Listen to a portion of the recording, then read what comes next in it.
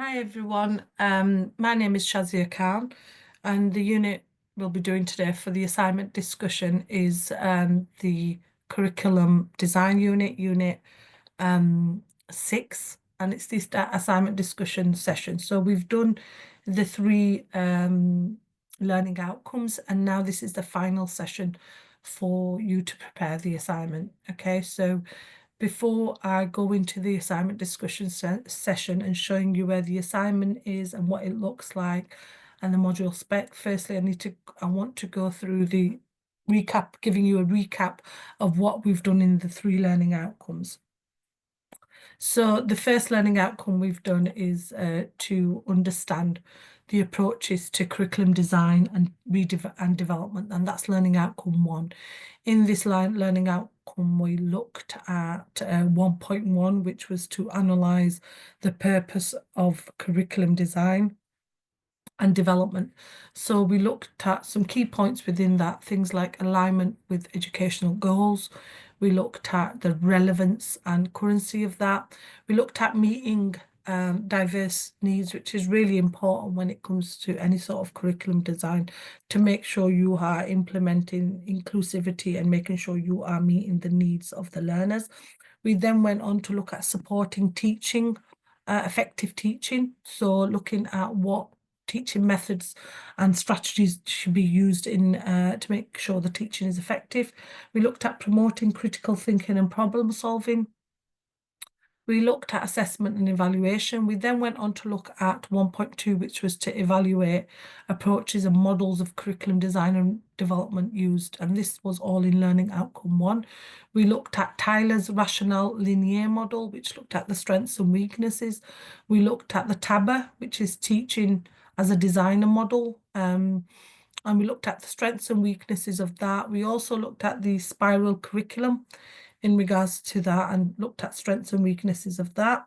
We then went on to look at the element of the constructivist approach and looked at strengths and weaknesses of that and the socio-cultural theory in regards to that.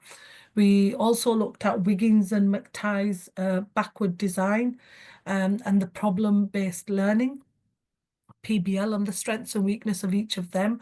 We looked at the competency-based education, CBE, and the holistic and multidisciplinary curriculum within learning outcome 1.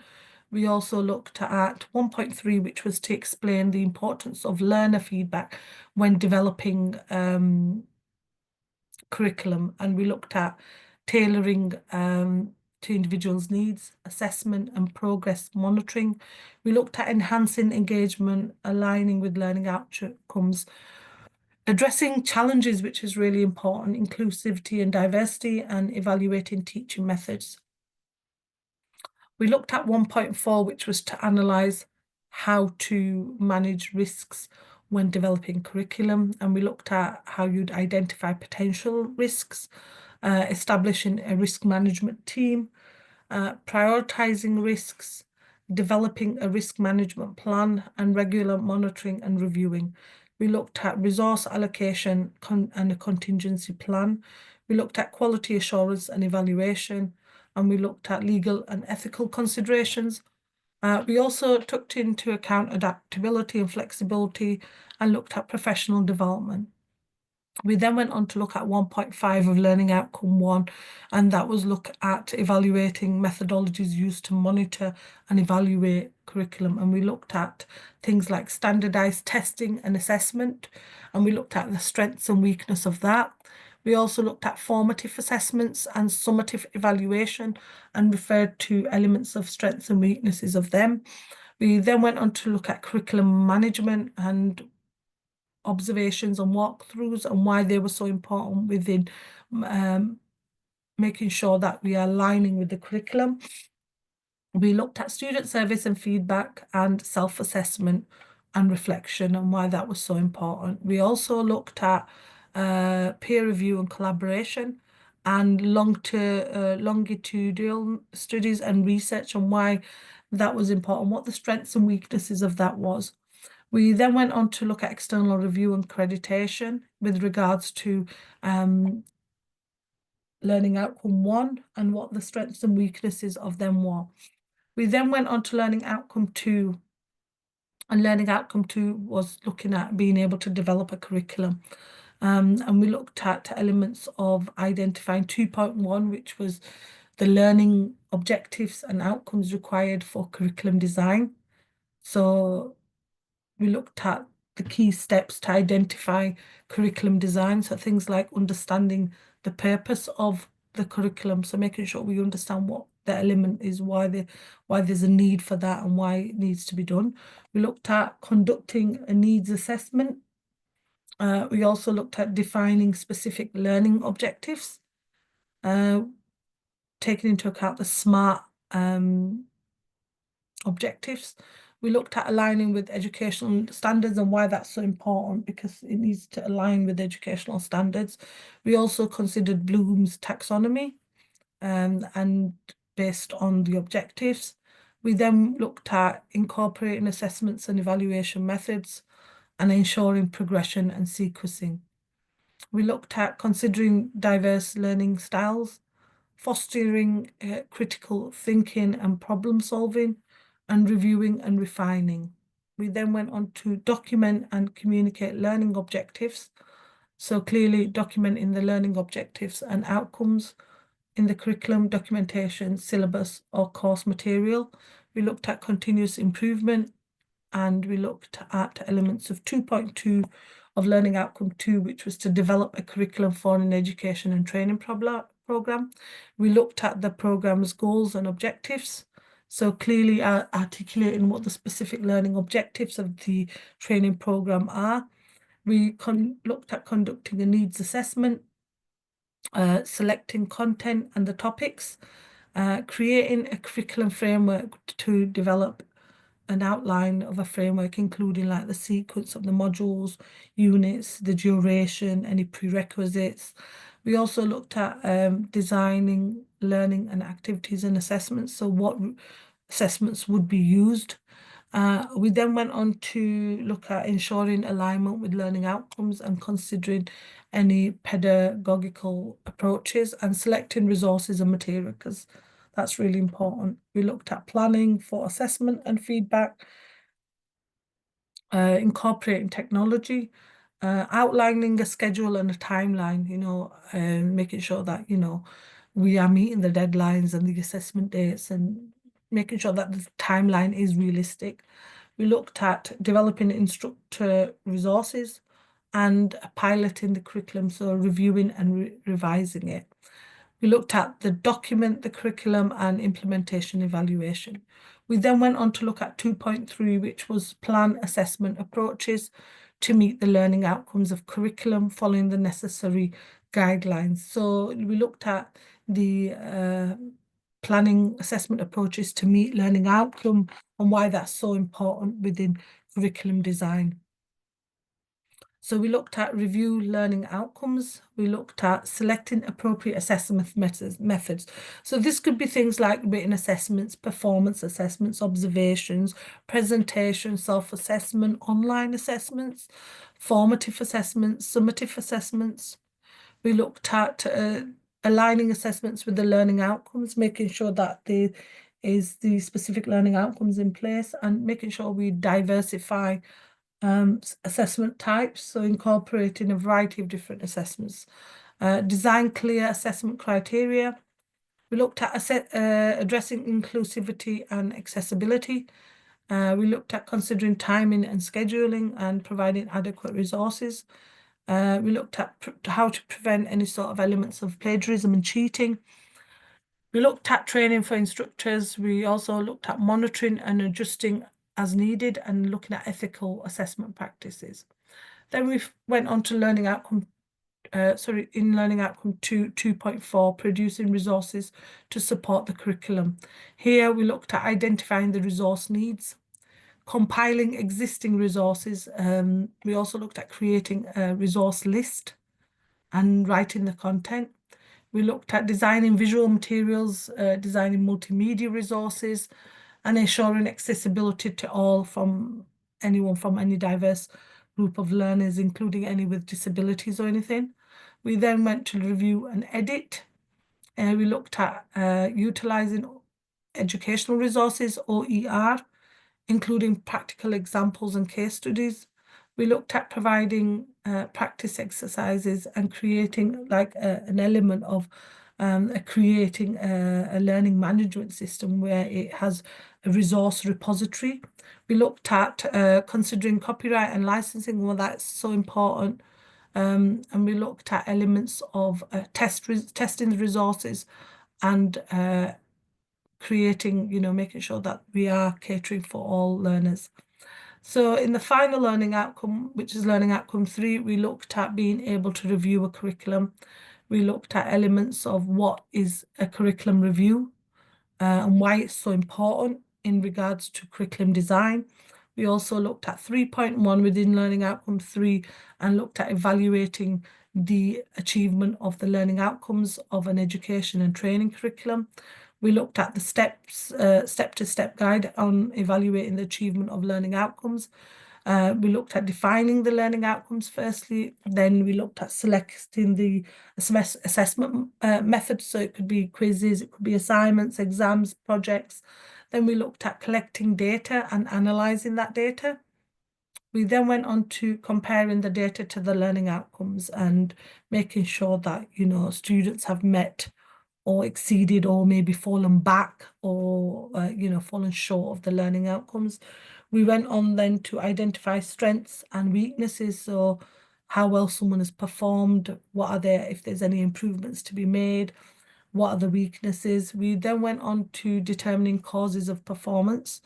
We looked at seeking feedback and making adjustments and monitoring any sort of progress. We also looked at communicating the results and looked at continuous improvement. We then went on to look at 3.2, which was to evaluate the delivery of education and training curriculum. And we looked at a step-to-step guide of this. And we looked at first defining evaluation criteria. We then went on to collecting data and classroom observations, and then looked at student performance and how feedback is good, collecting the feedback from the learners. We then went on to instructor self-assessment and step 6, assessment results and analysing the data and the evidence. We then went on to identify strengths and weaknesses and determining causes of performance, making any sort of adjustments, communicating results and continuous improvement throughout the curriculum. We then went on to 3.3 and we looked at identifying areas of improvement for education and training and looked at why it's a critical step in ensuring that it remains effective, relevant and aligned with the goal and the needs of the students. So we looked at here a guide to how to identify areas for improvement, things like gathering data and feedback and why that is important in making sure things are improved. We looked at reviewing learning outcomes, analysing assessment data to make sure where students are struggling, student and teacher feedback. We paid good attention to feedback from students and learners to we've taken on board their comments. We also looked at curriculum alignment and classroom observations and why they are so important when it comes to looking at any sort of professional development or support that is needed for the teachers. We then went on to look at reviewing the instructional materials and examining the quality and relevance of this material, reviewing teaching techniques, accessibility and exclusivity. We then went on to technology integration, so how technology is integrated into the curriculum. Continuous professional development, why that was important in regards to, making sure that teachers benefit from the training and support. We looked at developing improvement plans and implementing change. We then went on to look at 3.4, which is make improvements to education and training curriculum. Again, looking at identifying areas of improvement, setting goals and objectives and creating an improvement plan. We looked at reviewing learning outcomes and enhancing teaching methods, looked at accessibility and inclusivity and technology integration and continuous professional development. We looked at student engagement being really important in regards to an active role in their learning, monitoring and evaluating progress and adapting and revising. We then identified elements of continuous improvement in regards to training and feedback. So this is learning outcome 3, the final learning outcome. So I'll just give you a brief outline of what we've done in the learning outcome in regards to the 3 learning outcomes. Now we're going to go on to the assignment discussion session. So the learning outcomes we need to do are to understand approaches to curriculum design and development, be able to develop curriculum learning outcome 2 and learning outcome 3 to be able to review the curriculum. So assignment declaration, and this is really important element of any assignment, making sure that you sign this assignment declaration and it's available for you there. And the assignment declaration identifies that the work that you've submitted is your own work and that you haven't plagiarized anything. You've read and understood the college's policy on plagiarism. You've referenced the work and you've included page numbers and text, and you've provided sources of table figures that are not your own work, but you've referenced everything. Here is really important. You are declaring that the work you've submitted is your own work. So make sure you are not using AI. Make sure you are not using any other student's work.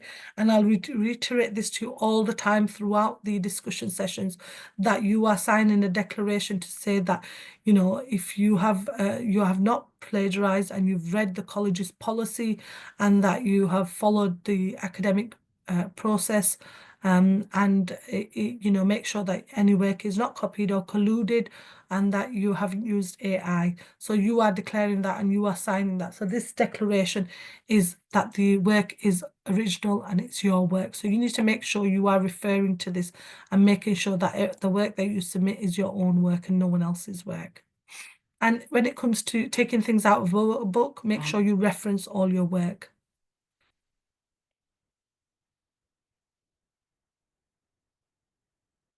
So what information needs to go on to the assignment? So you need to include the following on the front cover. So your name, your centre number, your tutor's name, your registration number, and the word count. And for this assignment, the word count is 4,000 words. You will do your student signature, the date of submission, and the unit level, which is curriculum design level 6. So you need to make sure that all that is on the assignment cover to make sure that the person marking it is understood what they are marking. So plagiarism and collusion, and I'll go in this again because I've just started with the declaration as well. Now I'm going to just identify that students, when you submit your work, you need to make sure that it's your own work. And plagiarism is presenting the thoughts and ideas of words of another person as if they were your own. So collusion may occur when students' assignments are very similar and in some cases are identical to that of another fellow student. This also amongst to plagiarism. Plagiarism taken very seriously, and the students are strongly recommended to refer to the academic misconduct policy, which is available on Moodle for you. You are signing a declaration to say it's your work, and if you breach that, you are breaching the academic misconduct policy. So you need to make sure you read that properly.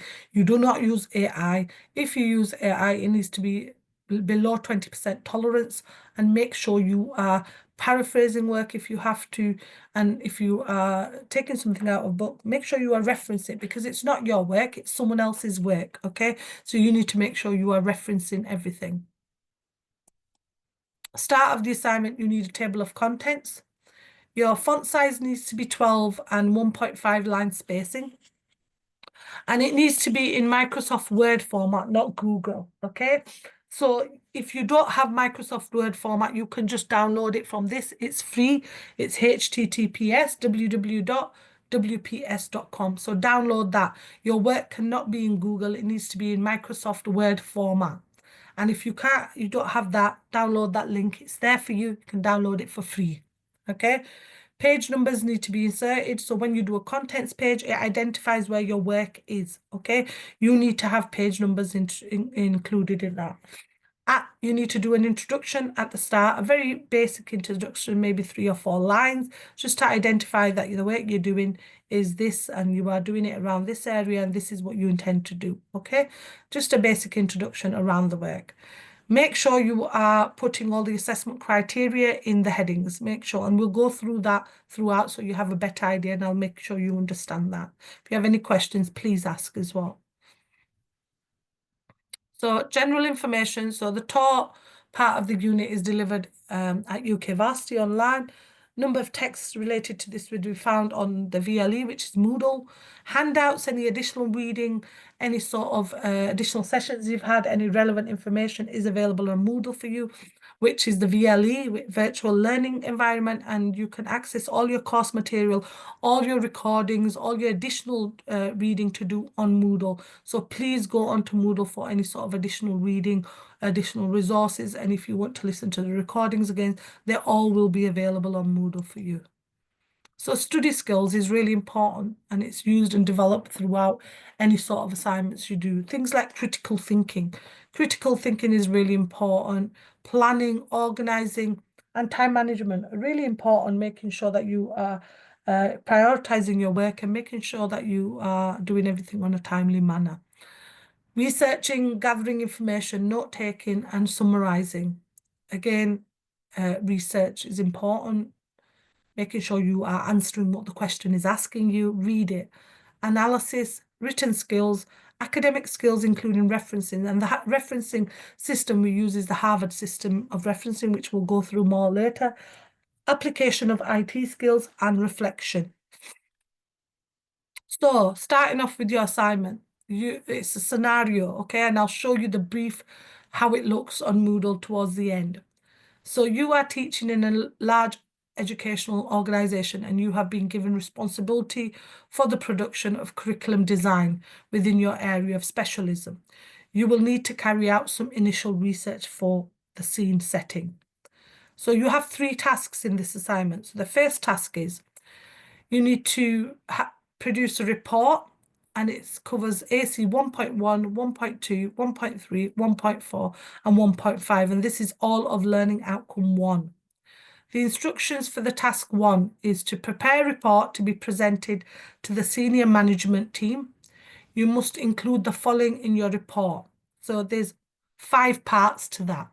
Okay, you need to make sure you are referring to all the 5 parts that you need to be doing. Okay, so there's each part in task 1. There's 5 parts. So the first part of it is analyze the purpose of curriculum and design development. That is your heading. This is your heading, and then you will write under your heading. Do not change anything, okay? Do not change the wording, do not change, and make sure that's a heading. So it's analyze the purpose of curriculum design and development. And in the red parts, I've put where you can find that. So it's learning outcome 1, pages 5 onwards. Okay. The second bit of it is to evaluate approaches and models of curriculum design and development used. And that is a heading again, and you would write under that. And that is learning outcome 1, pages 10 onwards. The third part of it is explain the importance of learner feedback when developing curriculum. And that is learning outcome 1, pages 16 onwards.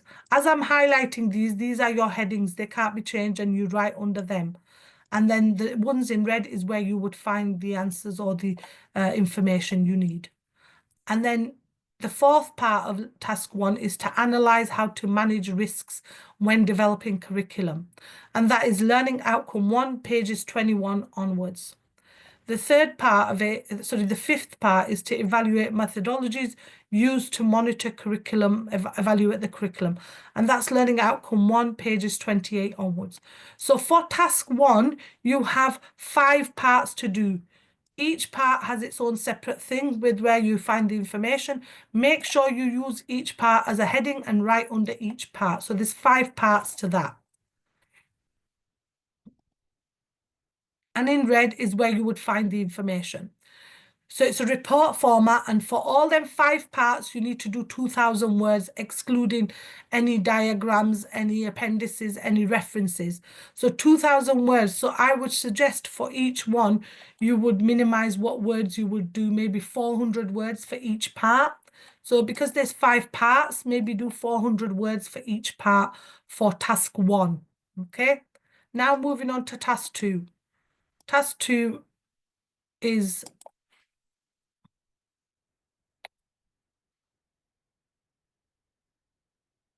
Sorry, just 1 minute. Task 2, it has task 2 of 3 is curriculum plan resources, and it would be covering learning outcome 2, and it's 2.1, 2.2, 2.3, and 2.4. So here you are asked to produce a curriculum plan and resources to meet the needs of learners within your subject specialism. You are required to, firstly, there's 4 parts to task 2. Identify the learning outcomes, learning objectives and outcomes required by curriculum design. And for that, you need to go to learning outcome 2, pages 4 onwards. So that is the heading. Do not change the wording. The second part of task 2 is to look at developing a curriculum for an education and training program. And that would be learning outcome 2, pages 11 onwards. And the ones in reds is where you'd get the information from. Then part 3 is to plan assessment approaches to meet the learning outcomes of curriculum following the necessary guidelines. Here you would look at learning outcome 2, and you would look at pages 18 onwards. For the fourth part of it is to produce resources to support the curriculum, and that is learning outcome 2, pages 26 onward. So do not change the wording. So there's 4 parts to task 2. Make sure you put the heading in, and then make sure you look on where I've mentioned. You will find the information to help you, okay, and guide you and support you. Then we've got task 3 of 3. In task 3 of 3, it's a review report. So you're looking at learning outcome 3. You would be looking at 3.1, 3.2, 3.3, and 3.4. So you asked to carry out a review of provision, focusing on key areas. And within task 3, you've got 4 elements of task 3 that you need to complete. So the first one is to evaluate the achievement of learning outcomes of an education and training curriculum. And that's looking at learning outcome 3, pages 4 onwards. The second part of learning outcome, task 3 is to look at the evaluating the delivery of an education and training curriculum. And that is looking at learning outcome 3, pages 10 onwards for the information. Then the third part of learning task 3 is to identify areas of improvement for education and training curriculum. And that's learning outcome 3, pages 16 onwards. That's where the information will be provided for you. Then the final bit of learning outcome task 3 is to make improvements to education and training curriculum, and that's looking at learning outcome 3, pages 24 onwards. And within task 3, there's 4 parts. Do not change the headings, do not change the wordings, and just put them headings in and make sure you write around there. So the delivery and submission for task 2 and 3. So for task 1, it's 2,000 words. For task 3, 2 and 3, you are looking at first 1 times curriculum plan, and then resources and 1 times review report. 2,000 words for all, excluding diagrams, references, and appendices. And this is 2,000 words for both. For task 1 is 1,000 words. Task 1 is 2,000 words, task 2 is 1,000 words, and task 3 is 1,000 words. Okay, so make sure altogether it's 4,000 words that you do for task 1, 2, and 3. Make sure you are looking at the information and make sure you are reading what guidance we are giving you. Make sure you are using academic sources and citing a range of reliable sources for that. References for all tasks. You are expected to use relevant academic and reliable sources, as I've just mentioned, and clearly reference them in your work. You need to, references should be added into the text and placed at the end of the reference list or bibliography using Harvard system of referencing. And that is the system we refer to. And you should complete a bibliography at the end of your work to support your evidence of where you've got the work from, and making sure that you have referenced in text as well to make sure that the work you have done is not plagiarized. Okay, that is so important, that referencing is an element that needs to be covered to make sure that the work that you've submitted is not plagiarized or anything, because that is where the work would be done for malpractice. End of the assignment, make sure you do a conclusion as you do an introduction, a conclusion. Reference list, as I mentioned, bibliography needs to be in alphabetical order. So the report, the evidence to be submitted, report in task 1 needs to be 2,000 words. The task 2 needs to be a curriculum plan, which is 1,000 words, and task 3 is resources and report, which is 1,000 words. So task 2 and 3 are 2,000 words altogether, and the report 2,000 words. So you need to make sure you have read the guidance and support properly, and read the assignment brief properly as well. So assignment guidance and support. Make sure you start with an introduction and a conclusion, which I mentioned earlier as well. Make sure you are using the Harvard system for referencing. You can refer to online sites that may help you, such as, there's Cite Me or there's Neil's Toolbox that can help you. And they are generators where the link is there for the Neil's Toolbox, and the link is a generator for you which generates it, and then you can copy and paste that into your bibliography or reference list towards the end. If you are using diagrams, please make sure you reference them accordingly. Try to use more examples when explaining certain concepts, for example, when looking at theories or academics work. Make sure you are using the assessment criteria as the heading for each part of the task. For example, if you are looking at task 1 and looking at AC 1.1, each part of the task should be done as a heading, and do not change the wording. As I've mentioned, task 1 has so many parts, task 2 has so many parts, and task 3 has so many parts, but do not change the wording of each part of that task, and make sure that they are headings. You need to be referring to the indicative content all the time and checking the word count. Okay, so for task 1 was 2,000 words. For task 2 and 3 together, it's 2,000 words, but it's sure it would be a task 2 should be 1,000 and task 3 should be 1,000 words. You need to give proper headings and subheadings. Avoid using bullet points or anything like that. Make sure your work and your document is presentable and professional, and number your figures and tables. Important points: ensure at least 6 to 10 references used. Keep a check on your word count. It's 4,000 words. Make sure it's minus 20% tolerance limit, and make sure that is in AI. If you're using AI, it needs to be below 20%. Word limit for this assignment is 4,000 words. Remember, this is a grading in this assignment. Grading standards are normally pass, merit, or distinction, dependent on the awarding body. Do not use AI software to write the assignment. There's a 20% tolerance, as I've just mentioned, allowed, else it will be considered malpractice. Please mention the grade you want to achieve in the unit, if it is graded a unit, so the feedback can be done accordingly. So if you want a pass, merit, distinction, make sure you mention that. Follow the numbering on the assignment presentation against the assignment brief.